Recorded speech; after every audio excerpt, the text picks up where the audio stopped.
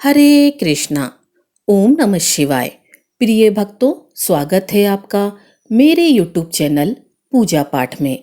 आप सभी को नाग पंचमी की बहुत बहुत शुभकामनाएं। सावन मास के कृष्ण पक्ष की पंचमी तिथि को नाग पंचमी मनाई जाती है। इस दिन नाग देवता की पूजा करने से भक्तों को उनकी विशेष कृपा प्राप्त होती है। नाग देवता को भगवान शंकर ने अपने गले में स्थान दिया है। ऐसा कहा जाता है कि नागों की पूजा करने से भगवान भोलेनाथ बहुत प्रसन्न होते हैं। इनकी पूजा आराधना करने से न केवल सर्प दोष से मुक्ति मिलती है, बल्कि सभी मनोकामनाएं भी शीघ्र पूर्ण होती हैं। नाग पंचमी पर सभी भक्तों को इस कथा को जरूर सुनना चाहिए। मान्यताओं के अनुसार कथा को सुनने या सुनाने से नाग देवता जल्दी प्रसन्न हो जाते हैं। तो आइए बिना देरी किए कथा का रसपान करते हैं। सालों पहले एक नगर में किसी सेठ के 7 बेटे रहते थे। सभी की शादी सेठ ने समय रहते करवा दी। सातों बहुएं मिलकर घर का काम भी किया करती थीं। उन सभी में से सेठ की सबसे छोटी बहू बहुत संस्कारी थी। एक दिन यूं ही काम करते हुए घर की बड़ी बहू ने अपनी देवरानियों से कहा कि घर को लीपने के लिए पीली मिट्टी नहीं है, जंगल जाकर मिट्टी लानी होगी। जेठानी के ऐसा कहते ही सभी उसके साथ घर लीपने के लिए मिट्टी लाने के लिए निकल गईं। सभी खुरपी से मिट्टी निकाल ही रही थी कि तभी सबसे बड़ी वाली बहू को एक नाग नजर आया। उसे मारने के लिए जैसे ही बड़ी वाली बहू ने खुरपी उठाई, वैसे ही सबसे छोटी बहू ने कहा, जेठानी जी, इसे मत मारिए, इसकी कोई गलती नहीं है, जंगल ही तो इसका घर है। अपनी देवरानी की बात मानकर उसने नाग को कुछ नहीं किया। तभी उस छोटी बहू ने नाग से कहा कि आप एक जगह पर अलग से बैठ जाइए, हम तब तक मिट्टी खोदते हैं, फिर आपके पास आएंगे। इतना कहकर सभी मिट्टी निकालने लगी और कुछ देर बाद घर चली गईं। सभी के दिमाग से नाग वाली बात निकल गई। अगले दिन छोटी बहू को अचानक से याद आया कि उसने नाग को इंतजार करने के लिए कहा था। वो तुरंत अपनी सभी जेठानियों को अपने साथ लेकर नाग के पास चली गई। वहां देखा तो वो नाग उन सभी के इंतजार में उसी जगह पर बैठा हुआ था। नाग को देखते ही छोटी बहू ने प्यार से कहा, भैया, कल हम लोग आपके पास आना भूल गए थे, उस बात के लिए आप हमें माफ कर दीजिए। जवाब में नाग बोला, तुमने मुझे भाई कहा है, इसलिए मैं तुम्हें दंड नहीं दे रहा हूँ, नहीं तो अब तक मैं तुम्हें डस चुका होता। आज के बाद से तुम हमेशा के लिए मेरी बहन रहोगी। अब तुम अपने भाई से कोई वरदान मांग लो, मैं तुमसे बहुत खुश हूँ। इतना सब सुनने के बाद छोटी बहू ने नाग से बोला, मेरा कोई भी सगा भाई नहीं है, इसीलिए मैंने आपको भाई कहा था। अब से आप मेरे भाई हो, अब हमेशा मेरी रक्षा करना आपका फर्ज है। बस यही वरदान मुझे आपसे चाहिए। नाग ने हर कदम पर साथ देने का वादा किया और अपने रास्ते निकल गया। सेठ की सारी बहुएं भी अपने घर लौट आईं। कुछ समय के बाद नाग इंसान का रूप बनाकर अपनी बहन से मिलने सेठ के घर गया। उसने सेठ से कहा कि मेरी छोटी बहन को बुला दो, वो आपकी छोटी बहू है। पहले तो उसके मन में विचार आया कि बहू का कोई भाई ही नहीं था, फिर ये कहाँ से आ गया। फिर भी उन्होंने अपनी छोटी बहू को बाहर बुलाया। नाग ने अपने साथ में अपनी बहन को अपने घर ले जाने की बात की। सेठ ने इसकी भी आज्ञा दे दी। तभी नाग ने अपनी बहन से पूछा, कहीं तुम मुझे भूल तो नहीं गई हो ना? जवाब में बहन बोली, नहीं भैया, मैं आपको बिल्कुल भी नहीं भूली हूँ। फिर नाग ने कहा, मैं तुम्हें अपने घर लेकर जा रहा हूँ, तुम मेरी पूंछ पकड़कर पीछे पीछे चलती रहना। उसकी बहन ने वैसा ही किया। कुछ ही देर बाद वो एक बड़े से मकान में पहुंच गए। वहां हर तरफ सोना चांदी और अन्य कीमती सामान थे। वहां नाग की बहन आराम से कुछ दिनों के लिए रहने लगी। नाग की माँ भी उसे बहुत प्यार करती थी। एक दिन नाग की माँ ने छोटी बहू को अपने भाई के लिए दूध लेकर जाने के लिए कहा। छोटी बहू ने दूध को गर्म किया और भाई को पीने के लिए दे दिया। अब गर्म दूध पीते ही नाग का मुंह जलने लगा। ये सब देखकर नाग की माँ को बहुत गुस्सा आया। नाग ने किसी तरह से अपनी माँ के गुस्से को शांत किया और बताया कि उसकी बहन को नहीं पता था कि मैं गर्म दूध नहीं पी सकता हूँ। अब नाग के परिवार के साथ कुछ समय बिताने के बाद सेठ की छोटी बहू अपने घर जाने लगी। नाग ने अपनी बहन को खूब सारी दौलत और आभूषण देकर विदा किया। बहू के साथ घर में इतना सारा धन आते देख सेठ और उसकी जेठानियां हैरान हो गईं। एक दिन नाग की बहन को घर की बड़ी बहू ने कहा कि तुम अपने भाई से और सोना चांदी लेकर आओ, उसके पास तो खूब पैसा है, वो तुम्हें मना नहीं करेगा। छोटी बहू ने अपने भाई नाग को यह बात बताई। इसके बारे में पता चलते ही नाग ने अपनी बहन का घर तरह तरह के आभूषणों से भर दिया। सभी जेवरातों में से एक हीरे का हार बेशकीमती था। उस हार को जो भी देखता वही उस पर मोहित हो जाता। धीरे धीरे उस हीरे के हार की खबर राज्य की रानी तक पहुंची। उसने छोटी बहू से हार लेकर खुद अपने पास रख लिया। दुखी होकर सेठ की छोटी बहू ने अपने भाई को इसके बारे में बताया। गुस्से में उसके नाग भाई ने रानी के गले के हीरे के हार को नाग बना दिया। इससे डरकर रानी ने एकदम हार को अपने गले से उतारा और सेठ की छोटी बहू को महल में बुलवाया। उसके महल में पहुंचते ही रानी ने छोटी बहू को बताया कि कैसे हार उसके गले में नाग बन गया था और उससे इसकी वजह पूछने लगी। तब सेठ की छोटी बहू ने बताया कि नाग भाई ने यह हार सिर्फ मुझे पहनने के लिए दिया है। इसे कोई दूसरा इंसान गले में डालेगा तो यह तुरंत सांप बन जाएगा। इस बात को सही साबित करने के लिए रानी ने सेठ की छोटी बहू को सांप बन चुके हार को पहनने के लिए कहा। छोटी बहू ने जैसे ही नाग बने हार को गले में डाला तो वो दोबारा हीरे के हार में बदल गया। महारानी ने ये सब होते हुए खुद अपनी आंखों से देखा और हैरान रह गईं। अब उसे सेठ की छोटी बहू की बात पर यकीन हो गया। उसने हार छोटी बहू को अपने साथ लेकर जाने के लिए कहा। इतना सब होने के बाद रानी ने सेठ की छोटी बहू को कुछ सोने की मुद्राएं देकर महल से विदा कर दिया। अब सेठ की छोटी बहू घर में सोने के सिक्के लेकर पहुंची। यह सब देखकर सेठ की बड़ी बहू को जलन होने लगी। उसने सोचा कि क्यों ना कुछ ऐसा किया जाए जिससे देवरानी परेशान हो जाए। उसने अपने देवर से पूछा, आखिर तुम्हारी पत्नी को इतने आभूषण, धन, ये सब कुछ कैसे मिल रहा है? तुम्हें उस पर ध्यान देना चाहिए। यूं ही तो कोई किसी को इतना सारा धन, जेवरात और सोने के सिक्के नहीं दे देता है। पता करो कि आखिर मामला क्या है। भाभी से अपनी पत्नी के बारे में इतना सब सुनने के बाद उसके मन में अपनी पत्नी के लिए शक पैदा हो गया। उसकी हर बात को वो शक भरी निगाहों से देखने लगा। एक दिन इस बारे में उसने अपनी पत्नी से बात की। खुद के लिए अपने पति से ऐसा सब सुनने के बाद वो दुखी हो गई।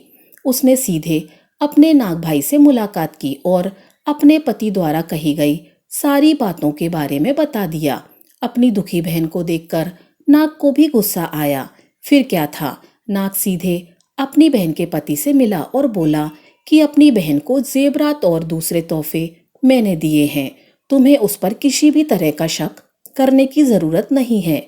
वो बहुत ही अच्छी है और अगर आगे से कभी भी तुमने उसे कुछ गलत कहा या उस पर शक किया तो मैं तुम्हें जिंदा खा जाऊंगा। नाग से ये सब सुनने के बाद सेठ के बेटे ने उससे माफी मांगी और कहा कि आज के बाद से मैं ऐसी बातें बिल्कुल भी नहीं करूंगा। आप मेरे ऊपर गुस्सा मत कीजिए। मैं आपकी बहन को किसी भी तरह का दुख नहीं होने दूंगा। इतना कहकर वो सीधे घर गया और अपनी पत्नी से भी माफी मांगी। उसके बाद दोनों खुशी खुशी साथ में रहने लगे। इसी तरह सेठ की छोटी बहू हर तरह की मुसीबत में अपने भाई को याद करती और वो उसकी परेशानी को दूर कर देता। इसी तरह नागपंचमी का त्योहार शुरू हुआ और सभी महिलाएं नाग को अपना भाई मानकर पूजते हुए उन्हें दूध पिलाने लगीं। तो प्रिय भक्तों, अब आइए श्रवण करते हैं नागपंचमी की दूसरी कथा। एक नगर में एक सेठ जी रहते थे। उनके 7 बेटे और 7 बहुएं थी। इन 7 बहुओं में से 6 बहुओं के तो पीहर थे, लेकिन 7वीं बहू का पीहर नहीं था। जब वह गर्भवती हुई तो उसे घेवर खाने की इच्छा हो रही थी। उसके पीहर नहीं था तो उसने एक घेवर चुराकर पानी भरने गई, तब ले गई। वहां जाकर पेड़ के नीचे घेवर रख दिया और सोचा कि पानी भरकर आराम से घेवर खा लूंगी। जब वे पानी भरकर घेवर लेने गई तो वहां घेवर नहीं मिला। उस पेड़ के पास एक बामी थी, उसमें एक नागिन रहती थी। वह नागिन भी उस समय गर्भवती थी। घेवर को देखकर नागिन की इच्छा उसे खाने की हुई और उसने घेवर खा लिया। उस नागिन ने सोचा कि यदि साहूकार की बहू मुझे गाली देगी तो मैं उसे डस लूंगी, और यदि कुछ नहीं कहेगी तो इस बिना पीहर की बहू को पीहर दिखा दूंगी। साहूकार के बेटे की बहू ने कहा कि शायद कोई मेरी जैसी ही होगी जिसने यह घेवर खा लिया। ऐसा सुनकर नागिन बहुत खुश हुई और उसने अपने बेटों से कहा कि तुम इंसान का रूप बनाकर जाओ और साहूकार के बेटे की बहू को लेकर आओ। नागिन के बच्चे इंसान का रूप बनाकर साहूकार के घर चले गए। वहां जाकर उन्होंने कहा कि हम हमारी बहन को लेने के लिए आए हैं। तब सास ने कहा कि पहले तो कभी नहीं आए, इतने दिन कहाँ थे। तब उन्होंने कहा कि जब हमारी बहन का जन्म हुआ तब हम नानी के घर थे और शादी हुई तब हम परदेश कमाने के लिए गए हुए थे। उन लड़कों ने बहुत सारे कपड़े, गहने और मिठाइयाँ बहन के सास और जेठानियों के लिए ले गए थे। सास अत्यंत प्रसन्न थी और जेठानियां उसे देखकर जल भुन रही थीं। सास ने बहू को उनके साथ में भेज दिया। बामी के पास जाकर उन्होंने कहा, बहन हम नाग हैं। उस दिन जब तुमने पेड़ के नीचे घेवर रखा था तब तुम्हारा घेवर हमारी माँ ने ही खाया था। उन्होंने तुम्हें अपनी बेटी माना है, इस नाते से तुम हमारी बहन हुई। बहन अब तुम हमारी पूंछ को पकड़ लो और डरना मत। उनके कहने पर वह पूंछ पकड़कर बामी में चली गई। वहां पर उन्होंने उसे बहुत लाड़ प्यार और सुख से रखा। वहीं पर उसने एक लड़के को जन्म दिया। जब उसका लड़का थोड़ा बड़ा हुआ तब की बात है, पड़ोसन ने साहूकार के बेटे की बहू को ताना मारते हुए कहा कि अगर तू तेरी माँ की इतनी ही लाडली है तो तू तेरी माँ से कहना कि आज तो नागों को दूध मैं ही पिलाऊंगी। पड़ोसन का ताना उसे सहन नहीं हुआ। वह माँ से जिद करके नागों का दूध ठंडा करने लगी। अभी तक दूध ठंडा नहीं हुआ था, उससे पहले ही उसके बेटे ने घंटी बजा दी। घंटी की आवाज सुनकर छोटे बड़े सारे नाग दूध पीने के लिए दौड़ पड़े। जब उन्होंने दूध में मुंह लगाया तो बहुतों का मुंह जल गया। तब नाग क्रोधित होकर बोलने लगे कि हम बहन को काटेंगे।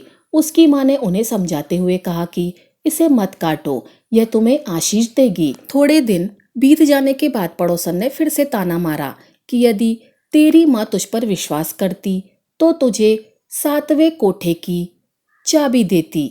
उसने माँ से जिद करके चाबी ले ली और जब ताला खोला तो अंदर झूले में बाबा नाग झूल रहे थे। उसने बाबा नाग से कहा, सत सिया राम बाबा।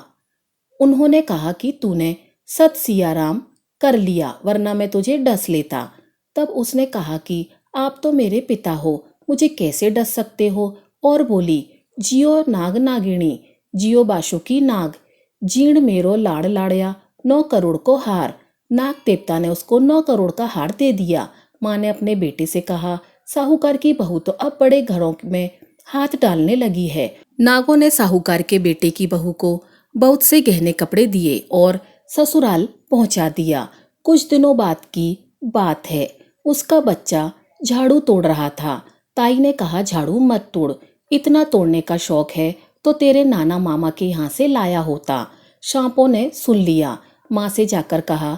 माँ ने कहा, 2 झाड़ू सोने की बनवाओ, 2 चांदी की बनवाओ और दे आओ। ताइयां देखकर जल गईं, कहने लगी, इसके तो ताने मारने से धन बढ़ता है। कुछ दिनों के बाद की बात है, बच्चा गेहूं बिखेर रहा था। ताई ने ताना मारा, गेहूं बिखेरने का शौक है तो नाना मामा के घर से ले आता, हमारे यहाँ तो मत बिखेर। सांपों ने सुन लिया। फिर जाकर माँ से कहा। माँ ने कहा, 2 बोरी दाने सोने के घड़ाओ, 2 बोरी चांदी के घड़ाओ और दे आओ। ताइयां और जल गईं, कहने लगी, इसे ताना मत मारो, इसका धन बढ़ता है। छोटी जिठानी लकड़ी लेने गई, वहां सांप था। उसने सोचा सबसे छोटी को भेजना चाहिए, सांप उसे खा जाएगा तो मुसीबत मिट जाएगी। छोटी बहू लकड़ी लेने गई तो वहां सांप बैठा हुआ था। बोली, भैया राम राम, सांप ने झट से पायल दे दी, पहनकर छम छम करती चली आई। जेठानियां देखकर जल गईं। 2-4 दिन बाद पान की गड्डियों में से एक सांप देखा तो बड़ी जेठानी ने सबसे छोटी को पान लेने भेजा। उसने सोचा आज अवश्य इसे सांप काट लेगा। सांप को देखकर छोटी बोली, भैया घर के क्या हालचाल हैं? घर में सब ठीक तो है ना? सबको मेरा राम राम कहना। सांप ने मूंदड़ी पहना दी। जेठानियां फिर जल भुन गईं। उसका पति दुकान से आया तब जेठानियों ने सिखा दिया कि तेरी बहू के तो सांप बिच्छू से दोस्ती है। साहूकार का बेटा अपनी बहू से रात को कहने लगा, सच सच बता, सांप बिच्छू तेरे क्या लगते हैं जो तुझे काट खाने की बजाय गहने देते हैं? बहू ने कहा, वो तो मेरे भाई भतीजे लगते हैं। फिर उसने सारी बात अपने पति को बताई। पति ने कहा, तो क्या तेरे भाई भतीजे तुझे ही बुलाते हैं? कभी अपने जवाई को यानी हमें तो बुलाते ही नहीं हैं।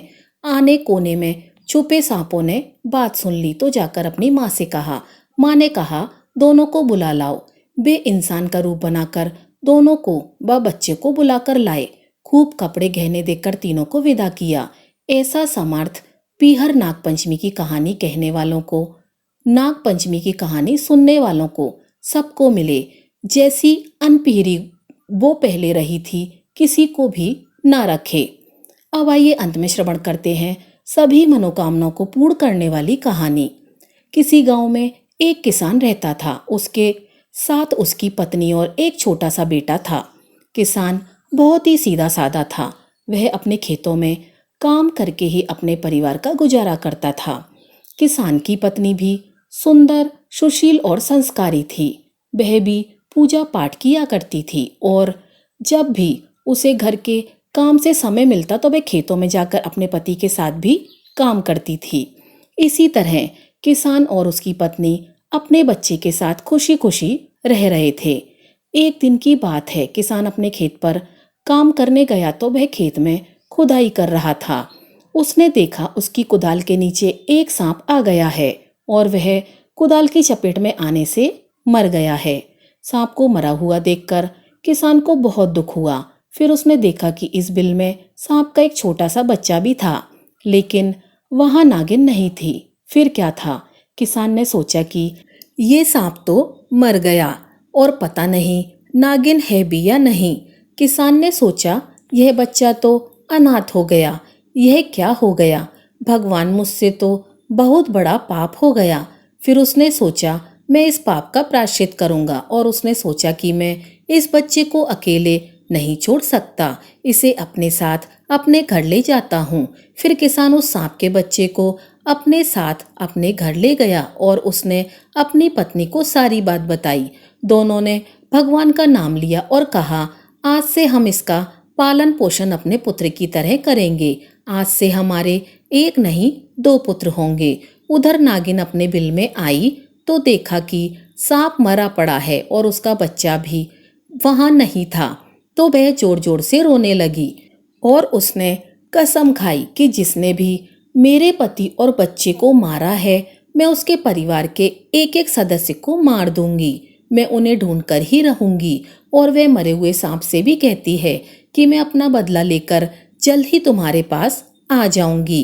फिर दूसरे दिन किसान अपने खेत पर हल जोतने गया तो वहीं कुदाल उसके हाथ में थी जिससे सांप कटा था। उस पर अभी भी सांप का खून लगा हुआ था।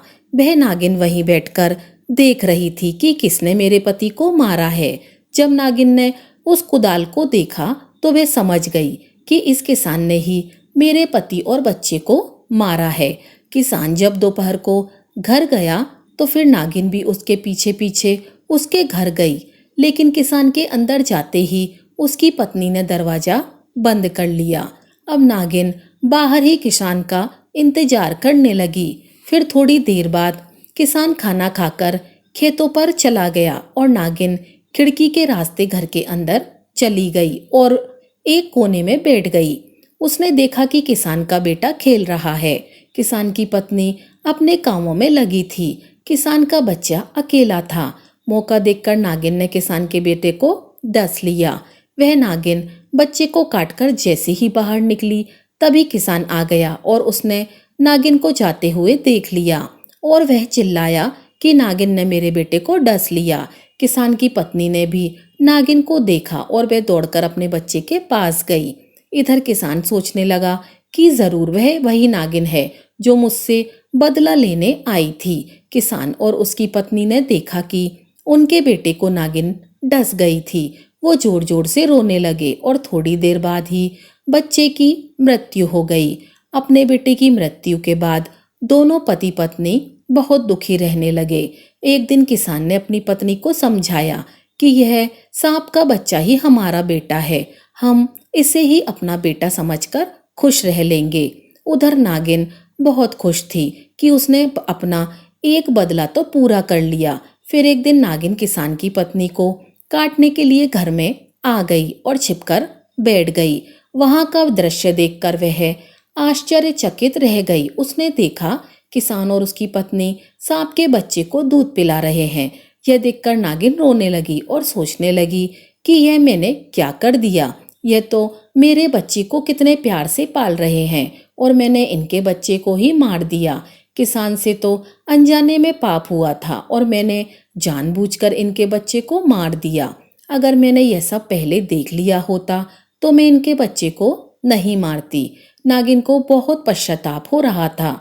फिर उसने अपने आप को संभाला और सोचने लगी कि इन्होंने अपना बच्चा खोया है तो मैंने भी तो अपना पति खोया है, और वो नागिन वहां से चली गई। एक दिन नागिन ने सोचा कि देखती हूँ कि किसान और उसकी पत्नी मेरे बच्चे को अपने बेटे की तरह पालते हैं या नहीं। फिर वह एक दिन छिप कर आई और अपने बच्चे को देखने लगी। कुछ दिन देखने के बाद वह समझ गई कि यह लोग मेरे बच्चे को अपने बच्चे की तरह ही प्यार करते हैं। फिर वह नागिन एक शिव मंदिर में गई और भगवान शिव से प्रार्थना करने लगी, हे भगवान, मैंने अनजाने में इनके बच्चे को मार दिया, आप इन्हें एक बच्चा दे दीजिए, किसान की पत्नी की गोद भर दीजिए। नागिन रो रो कर भगवान शिव से प्रार्थना कर रही थी। कहते हैं कि भगवान शिव नाग नागिन की प्रार्थना जरूर सुनते हैं और जल्दी सुनते हैं। तभी किसान के घर एक सेठानी आई और उनकी गोद में एक बच्चा था। सेठानी ने किसान से कहा, आप हमारे बच्चे को बचा लो, इसे नागिन ने काट लिया है और हमारे पीछे गुंडे भी पड़े हैं, वो हमारे बच्चे को छीन लेंगे। अगर तुम हमारे बच्चे को बचाओगे तो भगवान तुम्हारा भला करेंगे। किसान ने उनकी बात मान ली और वह सेठानी किसान को बच्चा देकर वहां से चली गई। अब किसान और किसान की पत्नी बहुत दुखी हुए क्योंकि उन्हें अपने बच्चे की याद आ गई कि हमारे सामने फिर वही हालात है, और वह भगवान से प्रार्थना करने लगे कि हे भगवान, इस बच्चे की रक्षा कीजिए। तभी किसान ने देखा कि वही नागिन खिड़की पर बैठी थी और उसने एक मड़ी नीचे गिरा दी। किसान ने उस मड़ी को उठा लिया और जहां उस बच्चे को नागिन ने काटा था वहां उसे लगा दिया। उस मड़ी ने सारा जहर चूस लिया और बच्चे को होश आ गया। वह बच्चा फिर से जीवित हो उठा। दोनों पति पत्नी बच्चे को देखकर बहुत खुश हो गए, लेकिन साथ में सोच रहे थे कि सेठ सेठानी आएंगे तो वो अपने बच्चे को ले जाएंगे।